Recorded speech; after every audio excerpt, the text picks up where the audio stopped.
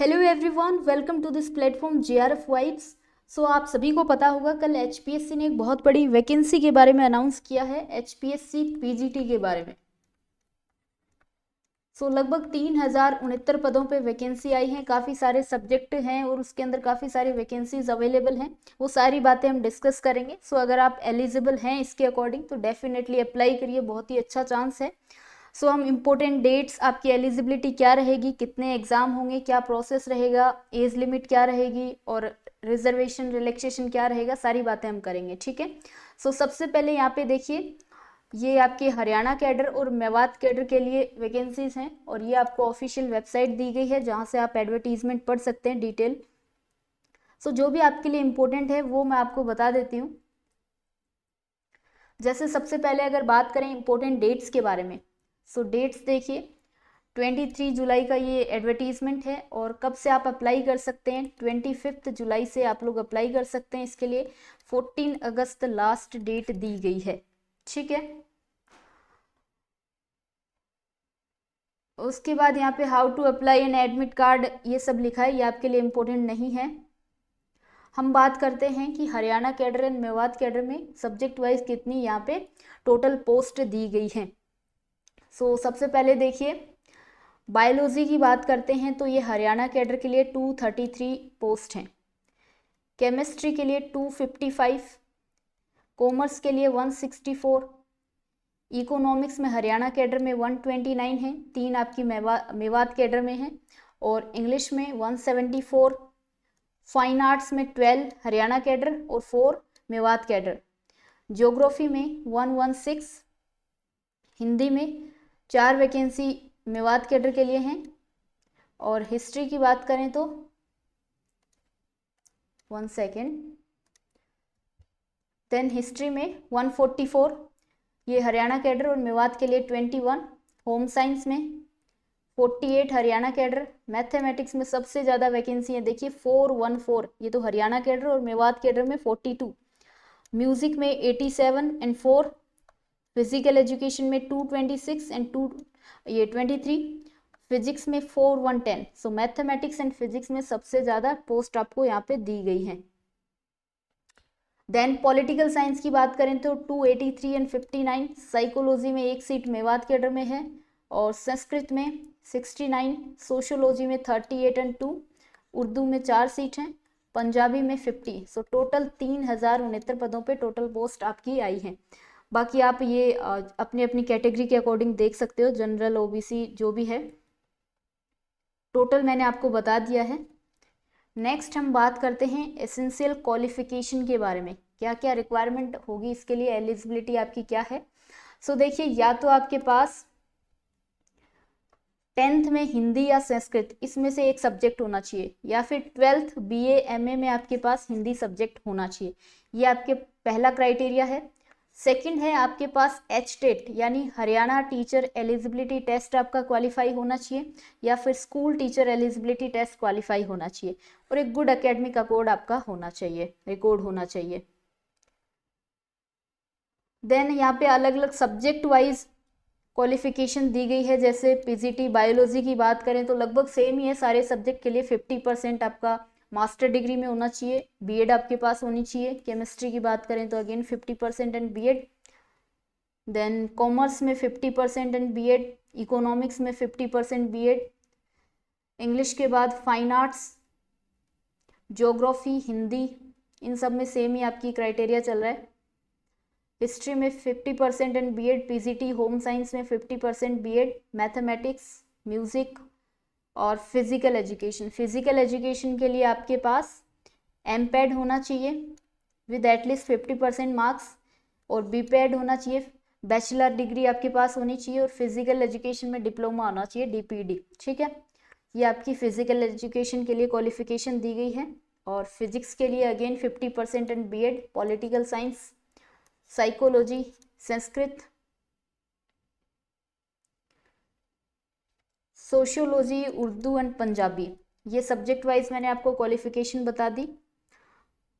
अब यहाँ पे लिखा है कि आपके पास गुड एकेडमिक रिकॉर्ड का मतलब होता है कि 50% मार्क्स तो आपका होना चाहिए। कब? जब आप एवरेज निकालते हैं any 3 examination, 10th 12th UG and PG इनका आप एवरेज निकालते हैं तो 50% मार्क्स एटलीस्ट आपका होना चाहिए, ठीक है। ये गुड एकेडमिक रिकॉर्ड की डेफिनेशन यहाँ पे दी गई है। और कंप्यूटर साइंस वाले बच्चों को छोड़कर, क्योंकि कंप्यूटर साइंस वालों को चाहिए 55% उनकी पोस्ट ग्रेजुएशन या फिर ग्रेजुएशन में, ठीक है। बाकी सबको 50% मार्क्स चाहिए। उसके बाद जो आपके लिए यहाँ पे इम्पोर्टेंट है, स्कीम देखते हैं, पैटर्न देखते हैं एग्जाम का क्या पैटर्न आपका रहने वाला है। सबसे पहले स्क्रीनिंग टेस्ट होगा, नंबर ऑफ क्वेश्चन 100 आएंगे, एक क्वेश्चन 1 नंबर का होगा तो टोटल मार्क्स 100 हो गए। 2 घंटे का एग्जाम रहने वाला है, हर एक क्वेश्चन के लिए इक्वल मार्क्स रहेगा। सिलेबस आपको नीचे दिया गया है, मैं दिखा दूंगी। हर क्वेश्चन के लिए आपको 5 ऑप्शन दिए जाएंगे, like A B C D and E दिया जाएगा। सो उनमें से एक तो आपको फिल करना ही है। अगर आप कोई क्वेश्चन अटेम्प्ट नहीं कर रहे हैं तो आपको ई नंबर वाला ऑप्शन क्या करना है, डार्क करना है। If none of the 5 circle, अगर आप पांचों ऑप्शन में से ए बी सी डी ई में से कोई भी सर्किल को डार्क नहीं करते हो तो आपका 0.25 मार्क्स क्या कर लिया जाएगा, डिडक्ट काट लिया जाएगा। और अगर आप 10% क्वेश्चन से ज़्यादा कोई भी क्वेश्चन को आप अटेम्प्ट नहीं करते हो, note darkening any of the 5 circle more than 10% question, अगर 10% क्वेश्चन से ज़्यादा आप ऐसे ही क्वेश्चन छोड़ देते हो, कोई भी ऑप्शन आप उनमें डार्क नहीं करते हो, तो आप डिसक्वालीफाइड माने जाओगे। क्योंकि अगर आपको अटेम्प्ट करना है तो ए बी सी डी में से आप फुल फिल करिए, और नहीं अटेम्प्ट करना है तो आपको ई वाला ऑप्शन फिल करना है। लेकिन अगर आप पांचों ही ऑप्शन फिल नहीं कर रहे हैं और 10% से ज़्यादा क्वेश्चन यानी 10 से ज़्यादा क्वेश्चन, तो आपको डिसक्वालीफाइड माना जाएगा, फिर आपके एग्जाम देने का कोई सेंस नहीं बनेगा। 1/4 मार्क्स आपकी नेगेटिव मार्किंग यहाँ पे रहेगी। कौन से पेपर इंग्लिश लैंग्वेज में आएंगे, biology, chemistry, home science, mathematics and physics, ये वो पेपर हैं जो कि आपका इंग्लिश लैंग्वेज में दिए जाएंगे।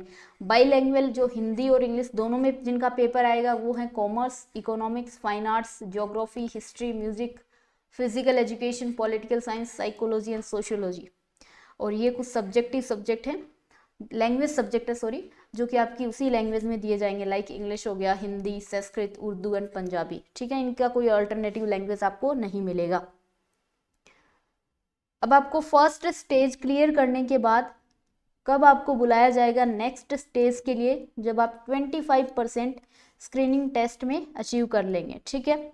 और पहली बार 4 गुना बच्चों को बुलाया जाएगा। देन सेकंड आपका पेपर कौन सा होगा, सब्जेक्ट नॉलेज टेस्ट, जो कि ओकेजनली आपका आई थिंक सब्जेक्टिव पेपर होता है। और 3 घंटे का ये एग्जाम रहेगा, 150 नंबर रहेंगे। अगेन यहाँ पे जो इंग्लिश लैंग्वेज में पेपर होंगे उनकी लिस्ट दी गई है, biology, chemistry, home science, mathematics, physics, ये बाईलैंग्वेज हैं। और ये आपके कुछ लैंग्वेज सब्जेक्ट हैं, ठीक है, जो कि हमने ऊपर देख लिया था। अब जो आपका ये सेकेंड एग्जाम होगा सब्जेक्टिव टेस्ट, उसमें 2 गुना बच्चों को बुलाया जाएगा और 35% अगर आप अचीव करते हैं तो ये आपको नेक्स्ट स्टेज के लिए बुलाया जाएगा। वेटेज क्या रहेगा इसका, 87.5% तो इस वाले पेपर का वेटेज रहेगा आपका। और उसके बाद 12.5% ये आपका इंटरव्यू का वेटेज रहने वाला है, क्योंकि जो फाइनल मेरिट लिस्ट आपकी बनेगी वो एक तो सब्जेक्ट नॉलेज टेस्ट इसके बेसिस पे बनेगी और एक इंटरव्यू, इन्हीं 2 एग्जाम के बेसिस पे आपकी फाइनल वो लिस्ट बनेगी, ठीक है, मेरिट लिस्ट। और यहाँ पे स्किल टेस्ट बताया गया है music, physical education and fine arts वाले एग्जाम्स के लिए। स्केल ऑफ पे देखें तो 47,000 से लेकर 1,50,000 तक, बाकी आपको यूजुअल जो अलाउंसेस होते हैं वो दिए जाएंगे। सो काफ़ी अच्छी सैलरी यहाँ पे बताई गई है। एज लिमिट 18 ईयर से लेकर 42 ईयर, ये आपकी एज लिमिट यहाँ पे लिखी गई है। रिलैक्सेशन 5 साल का रिलैक्सेशन यहाँ पे डिफरेंट कैटेगरी के लिए बात की गई है, only for Haryana candidates.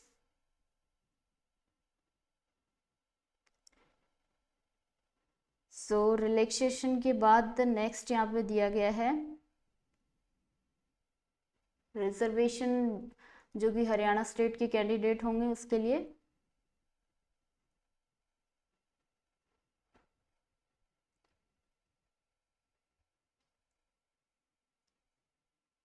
Next देखिए, जो हमारे लिए इम्पोर्टेंट है, ये सब पढ़ने की नीड नहीं है क्योंकि काफ़ी लंबा चौड़ा डॉक्यूमेंट ये दिया गया है।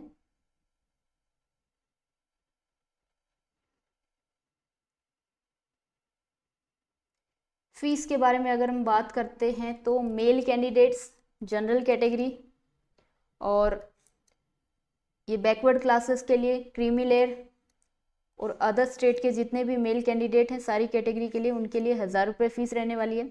फीमेल कैटेगरी जनरल कैटेगरी के लिए हो, ईएसएम के लिए या फिर बाकी अदर स्टेट की फीमेल, उनके लिए 250 रुपये फ़ीस रहने वाली है। मेल और फीमेल जो कि हरियाणा कैटेगरी के हैं और SC BC ESM कैटेगरी से हैं, उनके लिए 250 रुपये और EWS के लिए 250 रुपये फ़ीस रहने वाली है। 40% डिसेबिलिटी ओनली हरियाणा कैंडिडेट्स, उनके लिए कोई फ़ीस यहाँ पे नहीं दी गई है।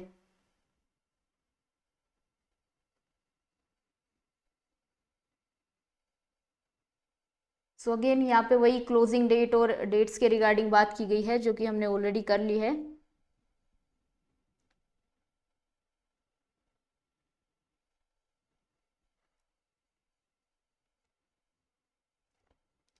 अब मैं आपको सिलेबस दिखा देती हूँ जो कि नीचे हर एक सब्जेक्ट के लिए यहाँ पे दिया गया है।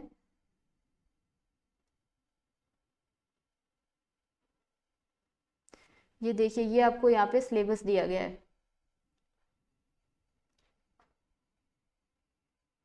सो इसी डॉक्यूमेंट में सब कुछ अटैच्ड है। जैसे बायोलॉजी की अगर हम बात करें, ये बायोलॉजी का आपको सिलेबस है।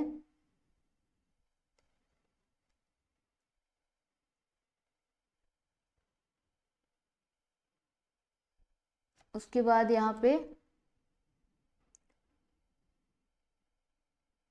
नेक्स्ट सब्जेक्ट है केमिस्ट्री। ये केमिस्ट्री के सिलेबस के बारे में लिखा है।